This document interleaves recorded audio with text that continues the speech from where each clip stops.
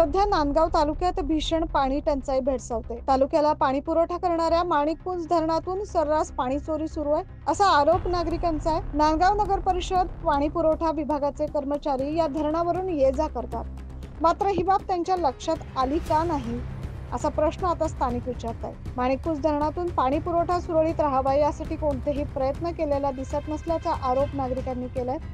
सध्या जलसंपदा विभागाच्या आशीर्वादाने मोठ्या प्रमाणावर पाणी चोरी सुरू आहे, असं देखील नागरिक म्हणतात। याकडे प्रशासनाने लक्ष देण्याची गरज आहे, अशी मागणी सर्वसामान्य जनतेकडून करण्यात येत आहे।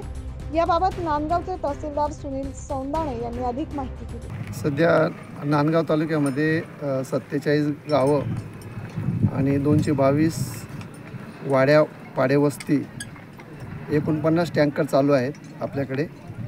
तर तालुक्याला प्रचंड पाणी टंचाई निर्माण झालेली आहे। अशा परिस्थितीमध्ये माणिकपुंज धरणावर जे पाणी आहे त्या पाण्याच्या माध्यमातून आम्ही तालुक्याला पाणी पुरवठा करण्याचं नियोजन केलेलं आहे, परंतु आमच्याकडे अशा मोठ्या प्रमाणात तक्रारी प्राप्त झाल्या की शेतकऱ्यांचा अवैध उपसा मोठ्या प्रमाणात चालू असल्यामुळे ते पाणी संपूर्ण उन्हाळ्यापर्यंत तालुक्याला पुरेल असं वाटत नाही। म्हणून आज पोलीस विभाग, महसूल विभाग, त्यानंतर ग्रामविकास, MSEB आणि माणिकपुंज धरणाचे कार्यकारी अभियंता असे सर्व पथकासह आज रोजी आम्ही इथे कारवाईसाठी आलेलो आहोत आणि आता ज्या लोकांचा अवैध उपसा चालू होता त्यांच्या मोटारी जप्त करायची कारवाई करीत आहोत। जलसंपदा माणिकपुंज विभाग सहायता अभियंता दिलीप काळे यांनी संबंधित शेतकऱ्यांना 28 फेब्रुवारी रोजी नोटीस बजावली होती।